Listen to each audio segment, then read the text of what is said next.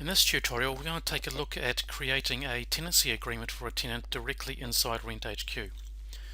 Now, this functionality is not available in all countries at the moment, but we intend to extend it in future. As long as we can get a PDF file, we should be able to include it.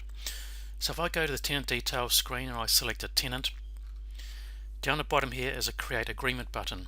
If you can't see that button, then chances are we don't have an agreement in your country at the moment.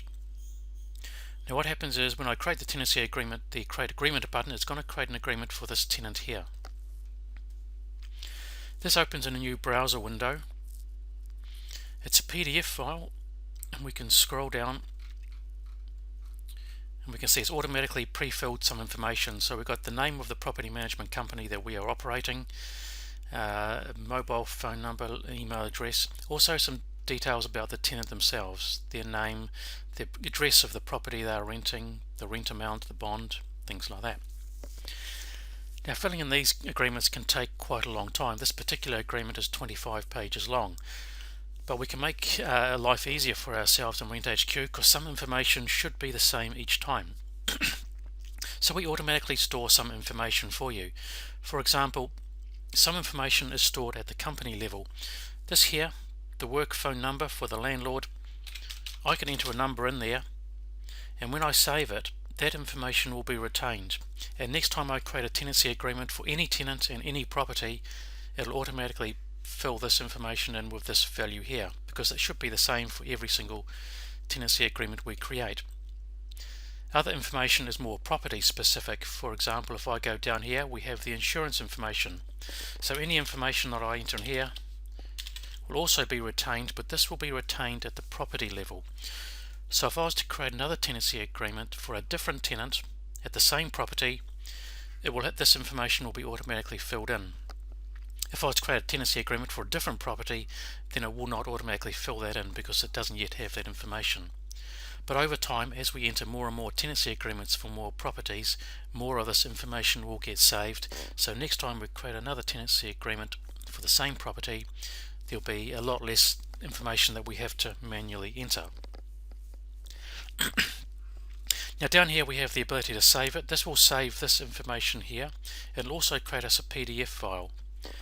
Now when we create the PDF file, we have the option of removing future editing capabilities, and that's turned on by default, which means that when we create the PDF file, the text boxes will be removed and we cannot edit it any further.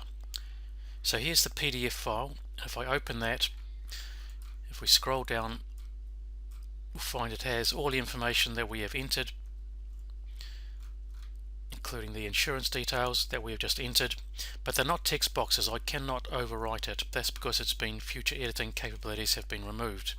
If I want to save the file and do more editing of that PDF, then I would remove that tick box first. Another thing we can do in here is signatures.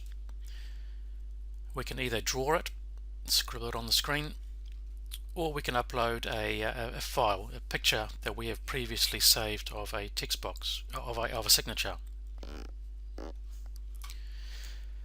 Now this information that we have comes from various different places inside RentHQ, and there's a few things we need to be aware of.